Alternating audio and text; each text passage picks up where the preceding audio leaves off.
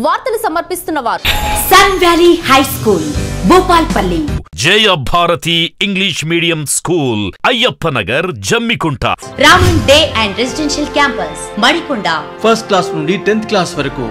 Shine group of schools nursery to 10th class, day, semi residential and residential. A unique milestone in the world of education. Warangal First Real International School.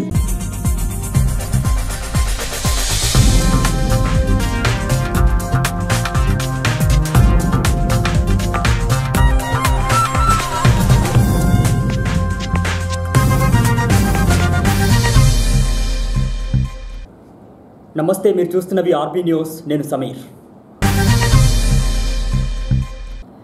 శాసనసభ ఎన్నికల సమరంలో అఖండ విజయాన్ని నమోదు చేసుకున్న TRS Lok Sabha ఎన్నికల ఫలితాల్లో ఆశించిన మేర సీట్లు సాధించలేకపోయింది. విపక్షాల కంటే ఎక్కువ సీట్లు వచ్చినప్పటికీ ఆశించిన మేర ఫలితాలు రాకపోవడంతో ఆ పార్టీ శ్రేణులు అంతర్మథనంలో పడిపోయారు.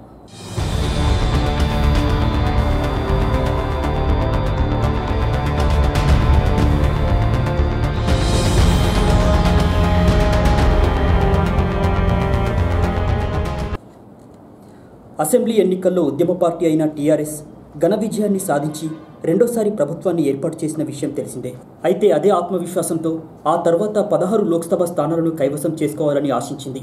దీనిలో భాగంగా సారు కారు 16, ఢిల్లీలో సర్కారు అంటూ 16 సీట్లు గెలిస్తే ఢిల్లీ రాజకీయాన్ని తెలంగాణ నుంచే శాసించవచ్చునని సీఎం కేసీఆర్తో పాటు ఆ పార్టీ రాష్ట్ర వర్కింగ్ ప్రెసిడెంట్ కేటీఆర్తో సహా ఇతర నేతలందరూ ప్రజల్లోకి వెళ్లి ప్రచారం చేశారు.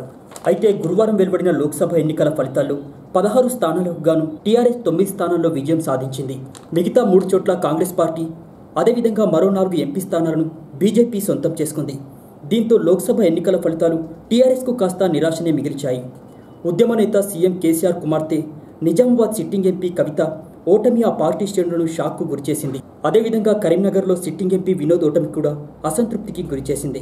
కేటీఆర్ స్వయంగా భుజాన వేసుకున్నటువంటి మల్కాజ్గిరి, అదేవిధంగా సికింద్రాబాద్లో టీఆర్ఎస్ పార్టీ అభ్యర్థులు ఓటమి చెందారు. అదేవిధంగా 4 చోట్ల బీజేపీ గెలవడంతో ఆ పార్టీ శ్రేణులు అంతర్మథనంలో పడిపోయారు. అయితే అనుకున్న స్థానాలు రాకపోయినప్పటికీ మెజార్టీని ప్రజలు తమకే కట్టబెట్టారని టీఆర్ఎస్ రాష్ట్ర వర్కింగ్ ప్రెసిడెంట్ కేటీఆర్ అన్నారు.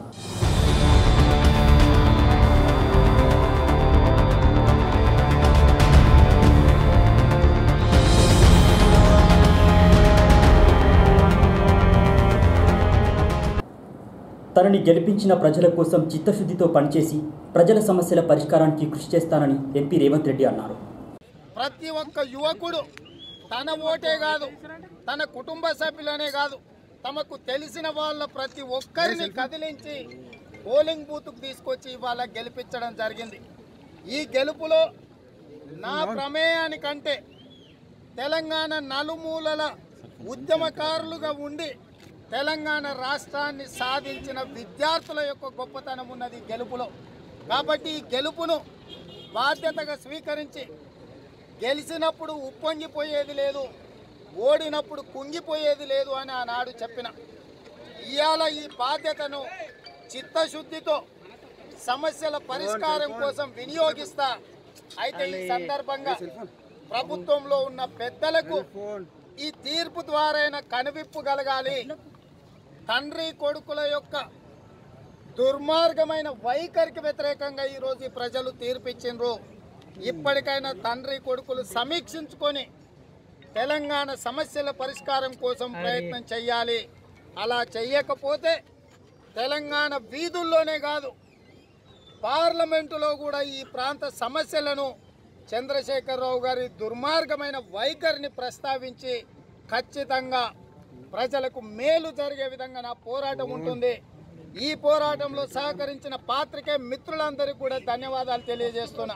పార్లమెంటులో తెలంగాణకు ఇచ్చిన చట్టం చేసి తెలంగాణకు జాతీయ హోదా ఇవ్వాల్సిన సాగునీటి ప్రాజెక్టులు, కాజీపేట రైల్వే కోచ్ ఫ్యాక్టరీ, అదేవిధంగా ఖమ్మం జిల్లాలో ఉక్కు కర్మాగారం, ఎయిమ్స్, ట్రైబల్ యూనివర్సిటీ, ఇలా రాష్ట్ర పునర్విభజన చట్టంలో పొందుపరిచిన అంశాలను 5 సంవత్సరాలు పూర్తయినా కనీసం వాటి వైపు కూడా మోడీ గారు కన్నెత్తి చూడలేదు.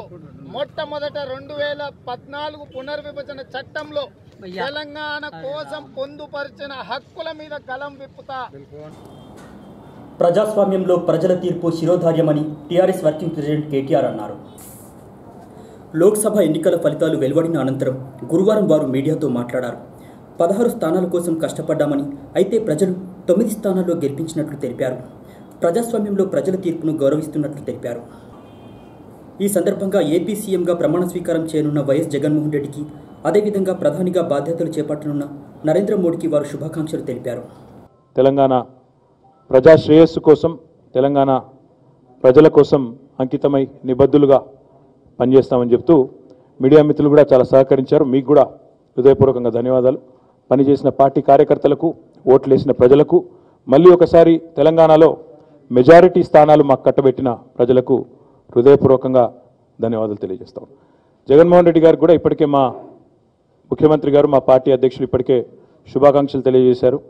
అదేవిధంగా ఒడిశాలో 5వసారి తిరిగి ముఖ్యమంత్రి కాబోతున్న నవీన్ పట్నాయక్ గారికి కూడా గౌరవ ముఖ్యమంత్రి గారు ఇప్పటికే శుభాకాంక్షలు తెలియజేశారు. ప్రజాస్వామ్యంలో గెలుపులు, ఓటములు ఇవి జరుగుతూ ఉండే అత్యంత సహజమైన కార్యక్రమం కాబట్టి డెఫినెట్గా ఈరోజు ఓడిపోయిన వారిని, చంద్రబాబు నాయుడు గారు ఓడిపోయారని చెప్పి ఆయన కించపరిచే విధంగా నేను మాట్లాడను. ప్రజాస్వామ్యంలో ఇవన్నీ జరుగుతూ ఉంటాయి కాబట్టి దాన్ని ఒక న్యాచురల్ ప్రాసెస్ కింద తీసుకోవాలి తప్ప దాన్ని ఈరోజు వారిని దెప్పిపోవడం, ఇంకోటి చేయడం మంచిది కాదని నా భావం. నేను ఏమంటున్నా అంటే, ఇప్పుడు మీరే చెప్తున్నారు 5 నెలల కిందట 103 స్థానాల్లో భారతీయ జనతా పార్టీ ధరావత్తు కోల్పోయింది.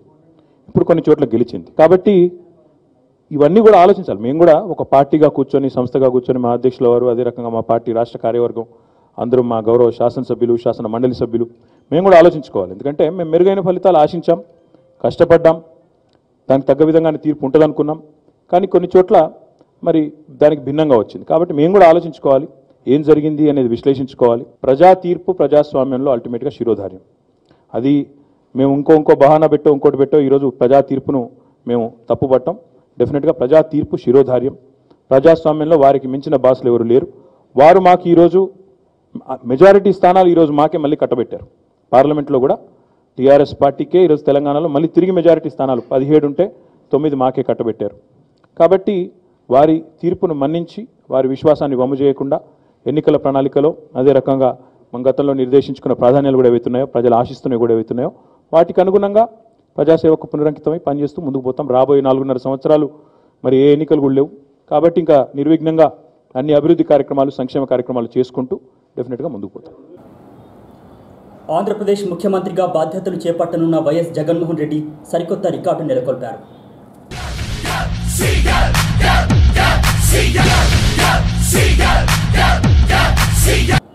తెలుగు రాష్ట్రాల్లో 3వ పిన్న వయస్కుడిగా ముఖ్యమంత్రిగా బాధ్యతలు చేపట్టనున్న వారిలో ఇప్పుడు జగన్ రికార్డు సృష్టించారు.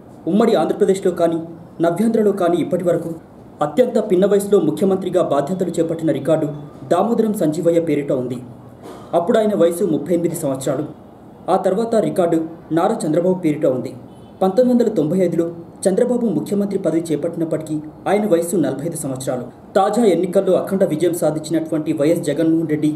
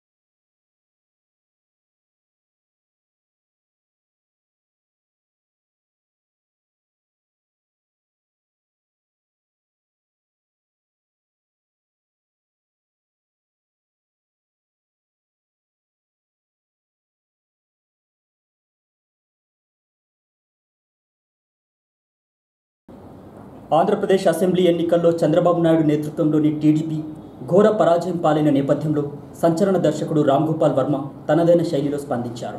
ప్రస్తుతం చంద్రబాబు పరిస్థితి ఇది అంటూ ఓ సెటరికల్ వీడియోను షేర్ చేశారు. పంక్చర్ అయినటువంటి ఓ సైకిల్ చక్రం వెనుక చంద్రబాబు కూర్చున్నట్లు ఉండి ఓ వ్యంగ్య ఫోటోను షేర్ చేశారు. లక్ష్మీస్ ఎన్టీఆర్ చిత్ర విడుదల ఆపినందుకే చంద్రబాబును దారుణంగా ఓడిపోయేలా చేశానని స్వర్గీయ ఎన్టీఆర్ కల్లోకి వచ్చి చెప్పినట్లు వ్యంగ్యంగా స్పందించారు. ఇవి నాటి వార్తా విశేషాలు. తిరిగి ప్రసారమయ్యే వార్తల్లో మళ్ళీ కలుసుకుందాం. చూస్తూనే ఉండండి ఆర్బీ న్యూస్.